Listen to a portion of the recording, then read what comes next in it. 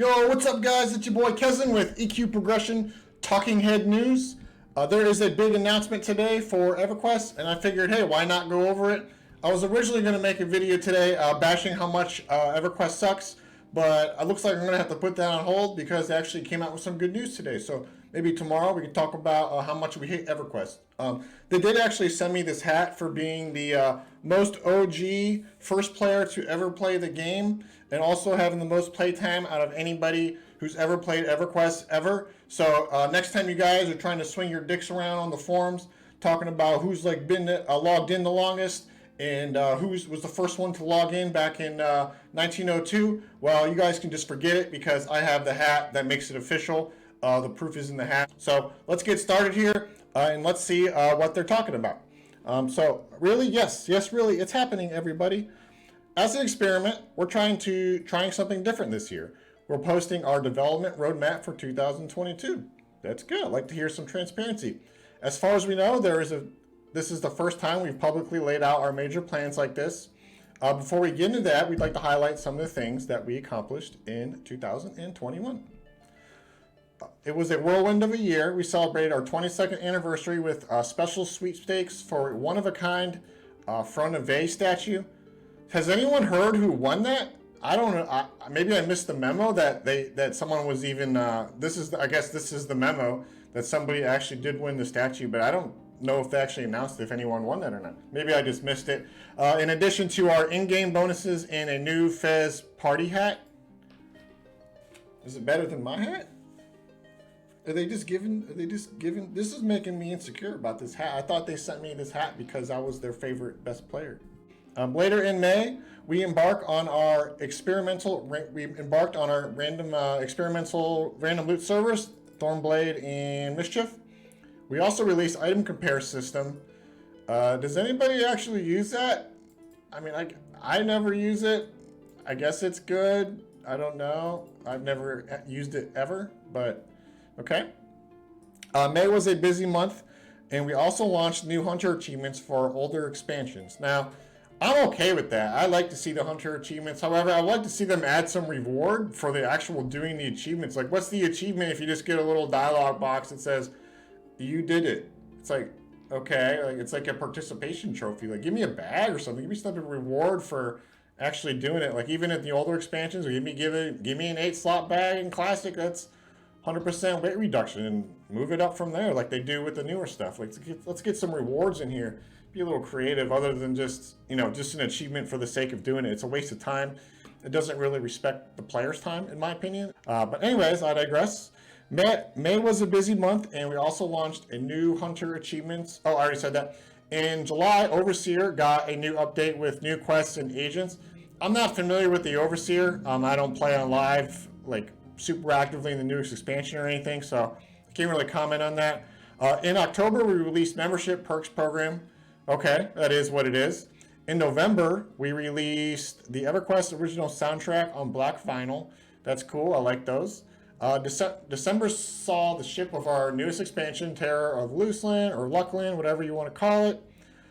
For those of you that participated in the expansion beta, you also got pre-release candidate for our blah blah blah 64-bit client. We're excited to share our plans with you. Please remember that these are high-level goals and expected delivery dates, and do not list everything that we're going to be doing. We will be working on other updates to the game, fixing issues, making quality of life improvements, such as UI tweaks. That's awesome. Our UI blows, so let's get a better UI up in here.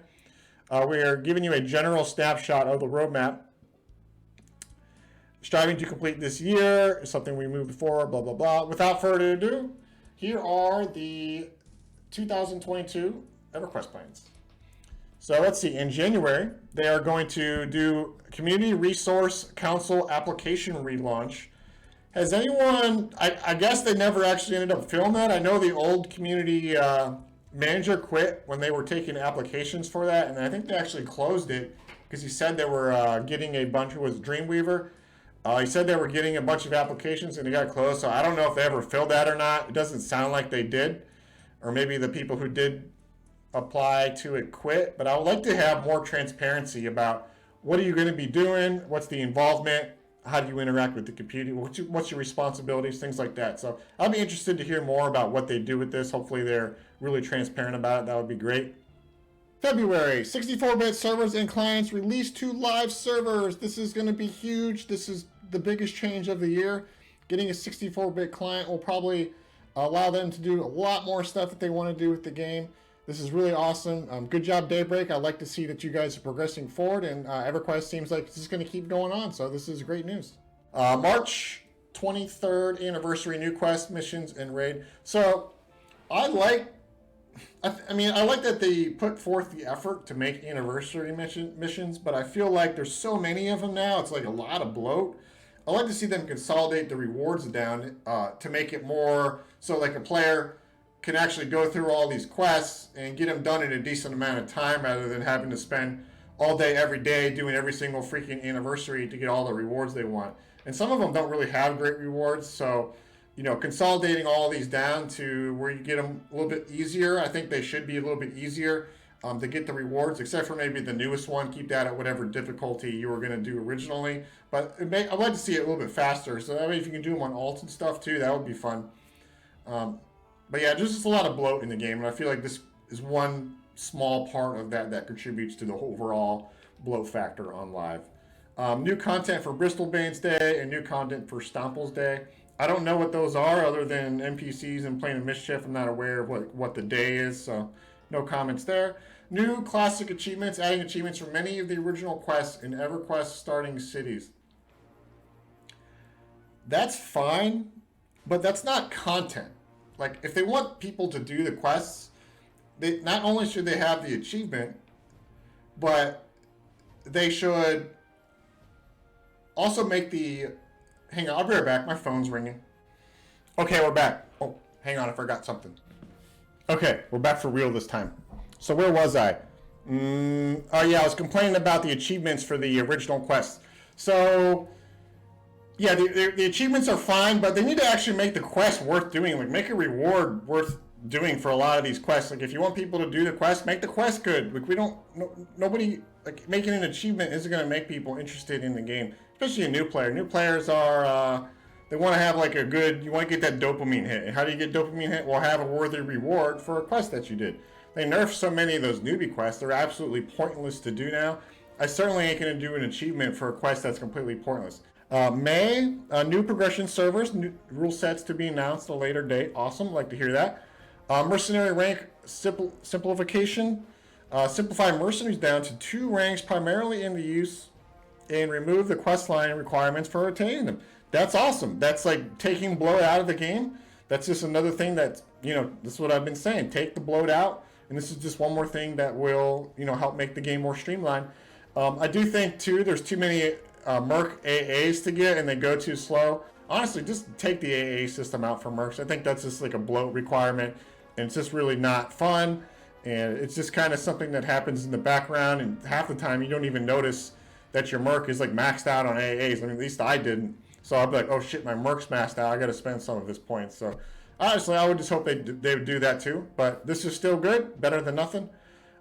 New Temple Festival event. I don't know what that is, so no comments there. Server merge, they're going to merge Finny and Marigold to Vox. Okay.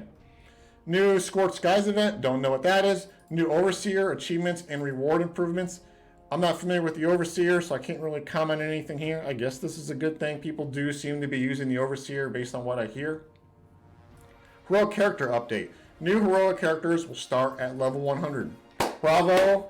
Bravo, this is an awesome change. Level 85 is too low. It's actually been needed a revamp for a while now. And people were asking for level 90 since you got to be 90 to group with the 120, as far as I know. So the fact that they're raising it up to 100 is really good. I hope they don't raise the price with it because it's already kind of expensive. Isn't it like $35? So yeah, 100 is awesome. That will give them some room to grow in the future with future expansions. So I'd like to see that. A new expansion beta in pre-order in October. I guess another expansion is good. New content for Knights of the Dead. Don't know what that is. Extra Life help us raise funds for the Children's Miracle Network. Okay, awesome. New content for Feast of Giving. Don't know what that is. The new expansion is going to come out in December. All right. and new content for another New Year's event. So I feel like they're spending a lot of time doing like all these events. Are these seasonal? I'm assuming these are seasonal events. I would stop with the events, in my opinion, and use that time to improve the quality of the game. Let's get a quality of life expansion going. That's what I want to see. I don't need more events added to the game. The game's got plenty of shit to do, especially if you're coming out with a new expansion all the time. Let's get some quality of life. Let's put our focus on that for the entire year, in my opinion. Throughout the year, they're going to improve raid zone performance. Okay, I guess that's a good thing.